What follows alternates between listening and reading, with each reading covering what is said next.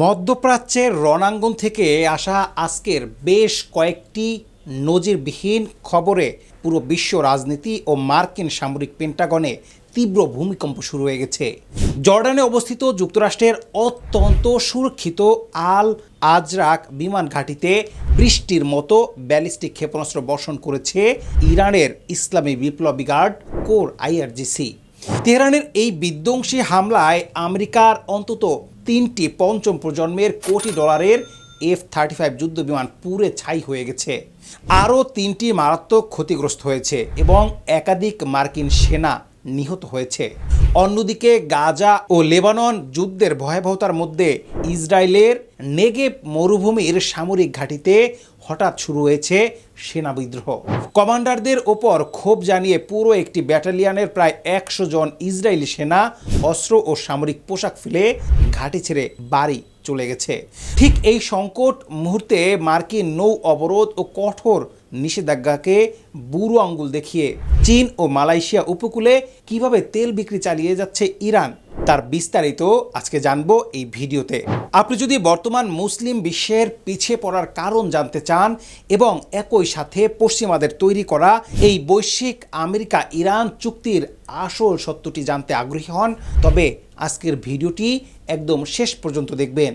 ঘটনার গভীরে যাওয়ার আগে আপনাকে প্রথমে বুঝতে হবে জর্ডানের আল আজরাক ঘাঁটিতে মার্কিন বাহিনীর ওপর ইরানের এই নজিরবিহীন রক্তক্ষয়ী হামলার আসল কারণ কী ছিল। আইআরজিসির মহাকাশ বাহিনীর দেওয়া তথ্য অনুযায়ী বৃহস্পতিবার ভোরের দিকে জর্ডানের দখলকৃত এই মার্কিন ঘাঁটি ব্যবহার করে ইরানের কৌশলগত কেশম দ্বীপে ভারী বোমারু বিমান নিয়ে এক ভয়াবহ হামলা চালায় মার্কিন সামরিক বাহিনী। সেখানে একটি সাধারণ আবাসিক ভবনে যুক্তরাষ্ট্রের ছোড়া ভারী বাংকার ব্লাস্টার বোমা এসে পড়ে, যার ফলে এক পরিবারে বাবা, মা ও তাদের মাত্র 2 বছর বয়সী এক নিষ্পাপ শিশু ঘটনাস্থলেই নিহত হয় এবং 2টি শিশু মুমূর্ষ অবস্থায় হাসপাতালে ভর্তি হয়। মার্কিন বাহিনীর এই নিরপরাধ শিশু ও বেসামরিক মানুষ হত্যার প্রতিশোধ নিতে বেশি সময় নেয়নি ইরান। ঘটনার মাত্র কয়েক ঘন্টার মধ্যেই জর্ডানের আল আজরাক ঘাঁটিতে সরাসরি হাইপারসনিক ও ব্যালিস্টিক মিসাইল ছুড়ে তেহরান। ক্ষেপণাস্ত্রগুলো মার্কিন বাহিনীর কোটি কোটি ডলারের F-35 যুদ্ধ বিমানের পার্কিং র্যাম্প ও রক্ষণাবেক্ষণ হ্যাঙ্গার লক্ষ্য করে সরাসরি আঘাত হানে। কিছু প্রশ্ন উঠেছে, আমেরিকা যে F-35 যুদ্ধ বিমান নিয়ে পুরো বিশ্বে বাহাদুরি করে, সেই বিমান কি এতটাই দুর্বল যে ঘাঁটিতে বসেই ধ্বংস হয়ে গেল? আসলে এই F-35 হলো যুক্তরাষ্ট্রের পঞ্চম প্রজন্মের সবচেয়ে দামি ও উন্নত স্টিলথ ফাইটার জেট। এর এক একটির আনুমানিক নির্মাণ খরচ প্রায় 100 থেকে 120 মিলিয়ন ডলার। এটি আকাশে উড্ডয়ন অবস্থায় রাডারকে ফাঁকি দিতে পারলেও রানওয়েতে থাকা অবস্থায় ইরান থেকে ধেয়ে আসা খাইবার শোকান বা ফাতাহ ব্যালিস্টিক মিসাইল প্রতিরোধ করতে মার্কিন আকাশ প্রতিরক্ষা ব্যবস্থা পুরোপুরি ব্যর্থ হয়েছে। এই ফাতাহ মিসাইলগুলো শব্দের চেয়ে 15 গুণ বেশি গতিতে লক্ষ্যবস্তুর দিকে ধেয়ে যায় এবং এর ক্যাটাস্ট্রফিক বা ধ্বংসাত্মক ওয়ারহেড সরাসরি বিমানগুলোর হ্যাঙ্গার উড়িয়ে দেয়। আইআরজিসি জর্ডানের জনগণকে উদ্দেশ্য করে কঠোর ভাষায় সাফ জানিয়ে দিয়েছে, মুসলিম বিশ্বের এই অঞ্চল কোনো শিশুঘাতী বা নিরীহ মানুষ হত্যাকারী মার্কিন বাহিনীর জন্য নিরাপদ আশ্রয়স্থল হতে পারে না। শেষ মার্কিন দখলদার সেনা ও যুদ্ধবিমান এই অঞ্চল থেকে বিতাড়িত না হওয়া পর্যন্ত তেহরানের এই প্রতিরোধ যুদ্ধ থামবে না। জর্ডানে মার্কিন ঘাঁটিতে যখন ইরানের মিসাইল তাণ্ডব চলছে, ঠিক তখনই ইসরায়েলি সেনাবাহিনীর ভেতরে ঘটে গেছে এক অভাবনীয় অভ্যন্তরীণ বিদ্রোহ। ইসরায়েলি সংবাদ মাধ্যম ইয়েদিওত আহরোনাত ও মারিব এর চাঞ্চল্যকর প্রতিবেদনে জানানো হয়েছে, নেগেভ মরুভূমির এজদে তেইমান সামরিক ঘাঁটিতে ইসরায়েলি সেনাবাহিনীর গিভাতি ব্রিগেডের টিসবার ব্যাটালিয়নে প্রায় 100 জন সদস্য হঠাৎ করেই নিজেদের কমান্ডারের বিরুদ্ধে ক্ষোভ ও তীব্র প্রতিবাদ জানিয়ে ঘাঁটি ত্যাগ করেছে। তারা তাদের ব্যক্তিগত ব্যাগ গুছিয়ে সোজা বাড়ি ফিরে গেছে। তবে সবচেয়ে চমকপ্রদ বিষয় হলো, ঘাঁটি ছাড়ার আগে ইসরায়েলি এই সেনারা তাদের সর্বাধুনিক সামরিক সরঞ্জাম ও অস্ত্র পরিত্যাগ করে ফেলে রেখে যায়। সামরিক ইতিহাস ও বিশ্লেষকদের মতে যুদ্ধ চলাকালীন সেনা দলবদ্ধভাবে এভাবে অস্ত্র ফেলে পালিয়ে যাওয়া সামরিক বাহিনীর চরম অবক্ষয় এবং শৃঙ্খলাভঙ্গের শামিল। কিন্তু কেন নিজেদের কমান্ডারের উপর এত ক্ষুব্ধ হলো ইসরায়েলি সেনারা?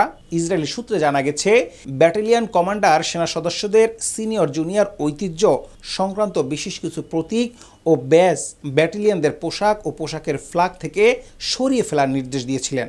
সেনারা অভিযোগ করেন, ওই ব্যাজগুলো গাজা ও লেবাননের ভয়ঙ্কর রণাঙ্গনে যুদ্ধের সময় তাদের সাথে ছিল। তারা এই প্রতীকগুলোকে নিজেদের রক্তক্ষয়ী ঐতিহ্য ও সহযোদ্ধাদের স্মৃতি হিসেবে মনে করতেন। কিন্তু এই ব্যাজ সরানোকে কেন্দ্র করে কমান্ডারের সাথে ঝগড়া শুরু হয় এবং এক পর্যায়ে 100 জন সেনা পুরো ব্যাটালিয়ন অচল করে চলে যান। ইসরায়েলি সামরিক বিশেষজ্ঞরা নিশ্চিত করেছেন যে এই ঘটনার পর ব্যাটালিয়ন গঠিত তাদের নির্ধারিত গাজা ও লেবানন অভিযানে অংশ নেওয়ার মতো ন্যূনতম সামর্থ্য বা মানসিক যোগ্যতা হারিয়ে ফেলেছে। হামাসের সুড়ঙ্গ যুদ্ধ ও হিজবুল্লাহর মিসাইলের ভয়ে ইসরায়েলি সেনাদের মধ্যে যে প্রচণ্ড ট্রমা বা মানসিক চাপ তৈরি হয়েছে, এই ঘটনা তারই একটি বড় বহিঃপ্রকাশ। আমেরিকা ও ইসরায়েল যখন সামরিক ময়দানে চারো দিক থেকে একের পর এক ধাক্কা খাচ্ছে, তখন অর্থনৈতিক ময়দানে ইরান ও চীনের গোপন খেলা ওয়াশিংটনের মাথা ব্যথা আরও বহুগুণ বাড়িয়ে দিয়েছে। ওয়াশিংটন অনেক আশা করেছিল যে পারস্য উপসাগরে কঠোর মার্কিন নৌ অবরোধ এবং সুইফট নিষেধাজ্ঞা চাপিয়ে ইরানের অর্থনীতিকে একদম স্তব্ধ করে দেওয়া যাবে। কিন্তু কাতার ভিত্তিক সংবাদ মাধ্যম আল জাজিরা ও স্ট্যানফোর্ড বিশ্ববিদ্যালয়ের মেরিন সিকিউরিটি প্রজেক্ট সি লাইটের অনুসন্ধানী প্রতিবেদন উঠে এসেছে এক চোখ কপালে তোলার মতো তথ্য। আন্তর্জাতিক জলসীমায় মার্কিন স্যাটেলাইট ও ট্র্যাকিং ব্যবস্থাকে ফাঁকি দিয়ে গোপন জাহাজে তেল স্থানান্তরের বা শিপ টু শিপ ট্রান্সফার মাধ্যমে চীন আন্তর্জাতিক বাজার থেকে ইরানের তেল কেনা এক চুলো কমায়নি, বরং তারা দ্বিগুণ গতিতে এই তেল আমদানি অব্যাহত রেখেছে। কিভাবে কাজ করছে এই ইরানি গোপন তেলের আন্তর্জাতিক ছায়াজাল বা শ্যাডো ফ্লাড? গত শনিবার ইরানের হিউম্যানিটি নামক একটি বিশালাকার ক্রুড অয়েল ট্যাঙ্কার মালাক্কা ও সিঙ্গাপুর প্রণালী অতিক্রম করে মালয়েশিয়ার ইস্টার্ন আউটার পোর্ট লিমিটেড ইওপিএল এলাকায় পৌঁছায়। সাউথ চায়না সি বা দক্ষিণ চীন সাগরের প্রায় 1200 বর্গ কিলোমিটার বিস্তৃত এই এলাকাটি মূলত মার্কিন নিষেধাজ্ঞার বাইরে থাকা একটি ধূসর বাজার বা গ্রে মার্কেট। সেখানে পৌঁছানোর পর ইরানি জাহাজটি তাদের জাহাজের global tracking system is automatic identification system সম্পূর্ণ বন্ধ করে দেয়। রাডার নেটওয়ার্কের বাইরে গিয়ে গভীর সমুদ্রে তারা চীনের অন্য একটি মধ্যস্থতায় ট্যাঙ্কারে লাখ লাখ ব্যারেল অপরিশোধিত তেল স্থানান্তর করে দেয়। পরিসংখ্যান বলছে এবছর এ পর্যন্ত 62টি আন্তর্জাতিক তেলবাহী বিশাল ট্যাঙ্কার তাদের আসল পরিচয় গোপন করে ভুয়া স্যাটেলাইট সিগন্যাল দিয়ে মধ্যপ্রাচ্য থেকে চীনে অবলীলায় তেল সরবরাহ করে চলছে। মার্কিন অর্থ মন্ত্রণালয় বা ট্রেজারি ডিপার্টমেন্ট কেন চীন ও ইরানের এই তেল বাণিজ্য থামাতে পারছে না? এর মূল উত্তর লুকিয়ে আছে বৈশ্বিক মুদ্রা ব্যবস্থার রূপান্তরে। চীন এই তেল আমদানির জন্য তাদের রাষ্ট্রায়ত্ত বড় বড় অয়েল কোম্পানিগুলোকে ব্যবহার না করে ট্রিপ্ট নামে পরিচিত ছোট ও স্বাধীন রিফাইনারিগুলোকে কাজে লাগাচ্ছে। এই ছোট শোধনাগারগুলোর সাথে মার্কিন ডলার বা আর্থিক ব্যবস্থার কোনো সম্পর্ক নেই। ফলে ট্রাম্প প্রশাসন বা মার্কিন ট্রেজারি বিভাগ তাদের উপর নিষেধাজ্ঞা দিয়ে কোনো ক্ষতি করতে পারছে না। তার চেয়েও বড় কথা, এই বিলিয়ন ডলারের তেল বাণিজ্য মার্কিন নিয়ন্ত্রিত সুইফট নেটওয়ার্কের বদলে চীনের নিজস্ব cross border inter bank payment system CIPS ব্যবহার করছে এবং তেলের মূল্য পরিশোধ করা হচ্ছে মার্কিন ডলারের বদলে চীনা মুদ্রা ইউয়ানে। এর ফলে আমেরিকা তাদের আর্থিক আধিপত্য দিয়েও চীনের এই তেল কেনা বন্ধ করতে সম্পূর্ণ ব্যর্থ হচ্ছে। স্ট্যানফোর্ড ও দক্ষিণ পূর্ব এশিয়া অঞ্চলের সামুদ্রিক নিরাপত্তা বিশেষজ্ঞরা পরিষ্কার জানিয়েছেন, আমেরিকা যতই কঠোর নিষেধাজ্ঞা বা নৌ অবরোধ দিক না কেন, আন্তর্জাতিক বাজার এবং অর্থ প্রদানের নতুন নতুন বিকল্প ব্যবস্থা তৈরি করে ইরান ও চীন তাদের বাণিজ্য টিকিয়ে রাখছে। জর্ডানের মার্কিন ঘাঁটিতে ইরানের সফল ব্যালিস্টিক ক্ষেপণাস্ত্র হামলা ও F-35 যুদ্ধ বিমান ধ্বংস হওয়া প্রমাণ করে যে আমেরিকার আকাশ প্রতিরক্ষা ব্যবস্থাকে গুঁড়িয়ে দেওয়ার ক্ষমতা এখন তেহরানের রয়েছে। অন্যদিকে ইসরায়েলি সেনা দলে তৈরি হওয়া এই অভ্যন্তরীণ বিদ্রোহ ও গাজা লেবানন যুদ্ধের দীর্ঘসূত্রিতা নেতানিয়াহু সরকারের ভিত নাড়িয়ে দিয়েছে। সামরিকভাবে পরাশক্তি হলেও আমেরিকা ও ইসরায়েল মধ্যপ্রাচ্যের এই বহুমুখী সংকট থেকে বের হওয়ার কোনো সহজ রাস্তা খুঁজে পাচ্ছে না। আর অর্থনৈতিক ক্ষেত্রে চীনের সাথে ইরানের এই বিকল্প তেলের জোট প্রমাণ করছে যে এক মেরু বিশ্ব ব্যবস্থা বা মার্কিন ডলারের একচ্ছত্র আধিপত্য এখন অনেকটা ক্ষয়ে গেছে।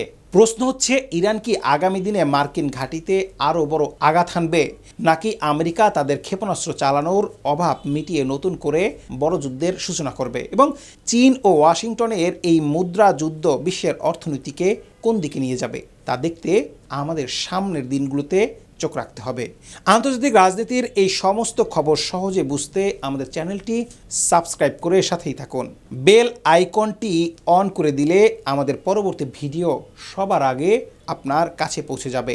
জর্ডানের ঘাঁটিতে এই আক্রমণ এবং ইসরায়েলি সেনাদের বিদ্রোহ নিয়ে আপনার মতামত কী তা নিচে কমেন্ট করে অবশ্যই আমাদের জানান। সবাই ভালো থাকুন, সুস্থ থাকুন, দেখা হবে পরবর্তী নতুন ভিডিওতে। ধন্যবাদ।